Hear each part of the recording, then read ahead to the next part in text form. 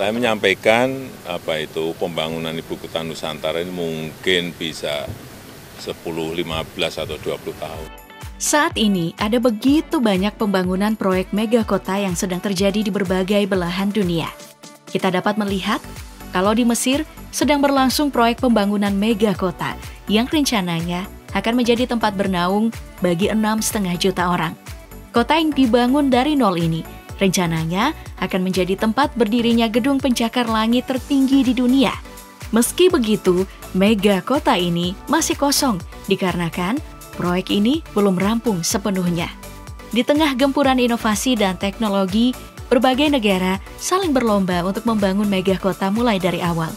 Apakah negara-negara ini berhasil mewujudkannya? Itu yang akan kita bahas.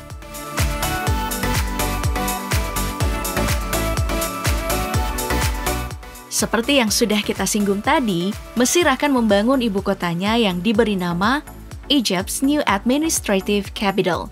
Megakota ini mulai dibangun pada tahun 2015 di bawah pemerintahan Presiden Abdel Fattah el-Sisi. Dan rencananya akan rampung seutuhnya pada tahun 2030. Kota super mega ini terletak di sebelah timur Mesir dan berjarak 80 km dari Kairo. Kota terbesar sekaligus ibu kota Mesir saat ini. Mega kota akan dibangun berukuran 270 mil persegi atau setara dengan 700 km persegi. Dan ditaksir menelan biaya mencapai 58 miliar dolar atau 870 triliun rupiah. Tujuan utama dari kota ini adalah untuk memindahkan segala urusan pemerintah dari Kairo. Pemerintah Mesir mempertimbangkan opsi ini dikarenakan kepadatan penduduk dan kemacetan lalu lintas di Kairo udah nggak bisa dibendung lagi. Selain itu, infrastruktur yang ada di Kairo udah terbilang kuno dan rapuh sehingga tidak mendukung aktivitas pemerintahan yang akan semakin modern ke depannya. Nah, di dalam mega kota ini terdapat taman pusat kota sepanjang 1,6 km. Selanjutnya, berdekatan dengan taman pusat kota, terdapat area bisnis yang dihiasi dengan menara buatan para pekerja konstruksi Tiongkok. Kota ini juga akan menjadi pusat markas pertahanan Mesir di Octagon. Terlepas dari kemewahannya, desain megah dari ibu kota administrasi baru Mesir mendapat banyak kritik sebab memisahkan secara spesifik area pemerintahan, bisnis, dan area hunian. Hal ini membuat mega kota ini tidak ramah untuk pejalan kaki. Di samping itu, pembangunan ibu kota baru memakan banyak biaya sehingga membuat pemerintah Mesir melakukan pinjaman sebesar puluhan miliar dolar dan membuat negara ini menghadapi krisis ekonomi. Menurut Majid Mandur, seorang analis politik Timur Tengah, kota yang rencananya dibangun untuk 6,5 juta penduduk ini tidak akan mencapai target penduduknya dikarenakan harga hunian yang mahal di tengah kesulitan ekonomi negara ini.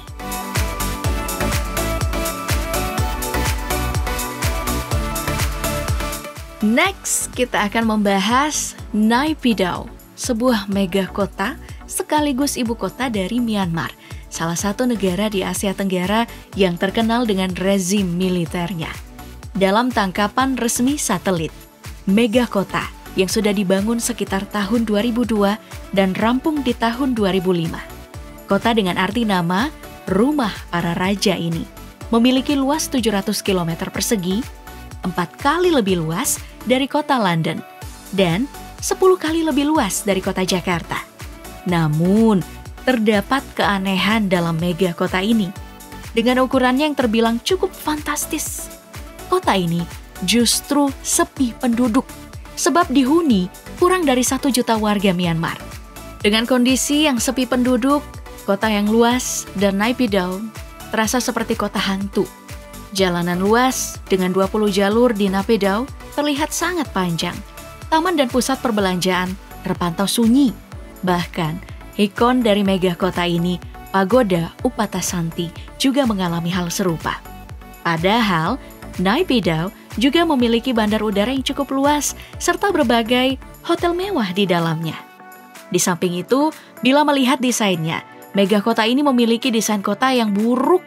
Sebab, selain susunan jalan yang aneh dan tidak beraturan, pembagian zona dari tiap bagian kota tidak tertata dengan rapi, sehingga sulit untuk menentukan pusat dari mega kota yang satu ini. Mega kota yang dibangun itu sekitar 20 tahun lalu ini memakan biaya sebesar 4 miliar dolar. Hal ini terbilang cukup mahal ya, mengingat PDB negara Myanmar pada masa itu kurang dari 10 miliar dolar. Terlepas dari biaya pembangunannya yang fantastis, pemerintah Myanmar berdalih pemindahan status ibu kota dari Yangon ke Naypyidaw dengan alasan untuk mengurangi kepadatan penduduk di kota Yangon tadi. Dari bukti yang ada, pemindahan ibu kota ini kemungkinan besar terjadi sebagai bentuk dari strategi militer dari pemerintahan Myanmar sendiri.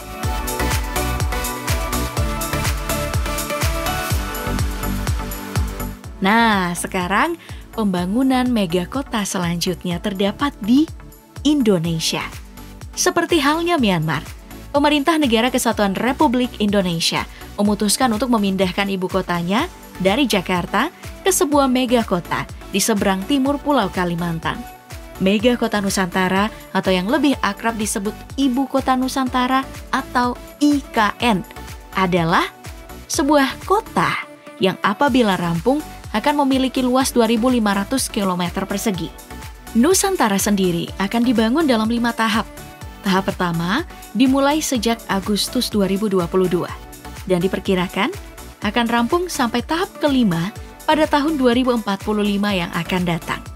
Alasan utama dibalik pemindahan ibu kota dari Jakarta ke Nusantara dikarenakan Jakarta sebagai pusat pemerintahan sekaligus kegiatan ekonomi memiliki jumlah penduduk yang overpopulasi. Diperkirakan jumlah penduduk di kota Jakarta itu mencapai 11 juta jiwa dan 30 juta jiwa di area kota sekitarnya. Selain itu, menurut hasil penelitian Badan Riset dan Inovasi Nasional atau BRIN, 25% wilayah Jakarta akan tenggelam pada tahun 2050. Penyebab utama tenggelamnya Jakarta karena penggunaan sumur bor dan air tanah secara berlebihan. Fakta ini menjadikan Jakarta sebagai kota yang paling cepat tenggelam di dunia dan membuat pemerintah Indonesia memiliki urgensi yang jelas untuk segera memindahkan ibu kotanya ke Nusantara. Pembangunan mega kota ini ditaksir memakan biaya sebesar 32 miliar dolar atau 480 triliun rupiah dan diperkirakan akan menjadi hunian bagi 2 juta jiwa. Mahalnya biaya pembangunan IKN mengharuskan Indonesia mencari investasi asing. Jepang yang awalnya berinvestasi pada proyek ini memilih mundur setelah melihat progres pembangunan IKN. Sehingga kejadian ini memberi tantangan bagi pemerintah Indonesia untuk mencari investasi di negara-negara kaya Timur Tengah seperti Arab Saudi dan Uni Emirat Arab. Namun tidak menutup kemungkinan kedekatan Indonesia dengan Cina membuka peluang bagi negeri tirai bambu untuk berinvestasi di proyek mega kota Nusantara Indonesia.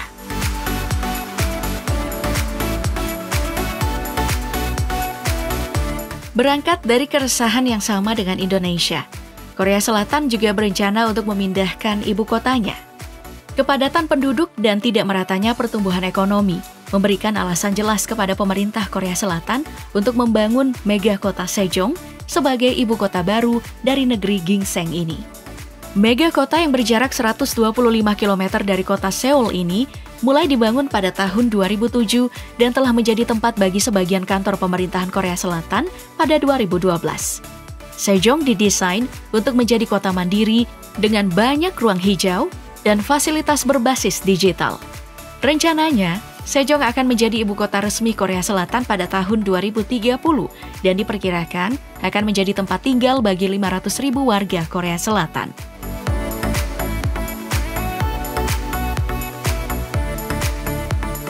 New Clark City merupakan proyek pembangunan megakota yang terletak di Provinsi Tarlac, Filipina.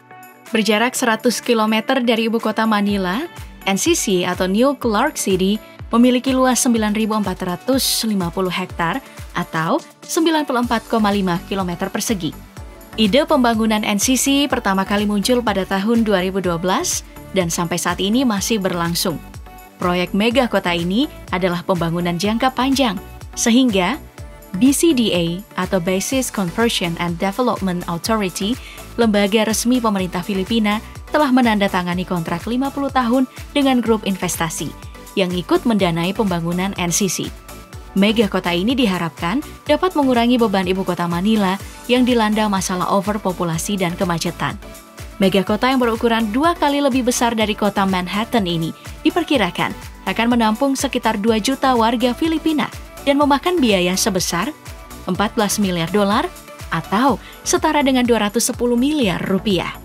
Selain untuk mengurangi beban kota Manila, pembangunan kota ini juga dikerjakan dengan tujuan untuk menciptakan kota ramah lingkungan dan tahan terhadap bencana alam.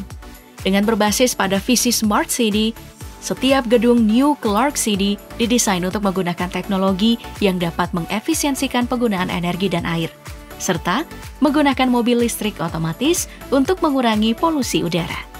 Di samping itu, 2/3 dari wilayah kota ini adalah area hijau, dan areanya akan dibagi menjadi 5 distrik, yaitu distrik pemerintahan, area bisnis, agrikultur, pendidikan, dan distrik rekreasi.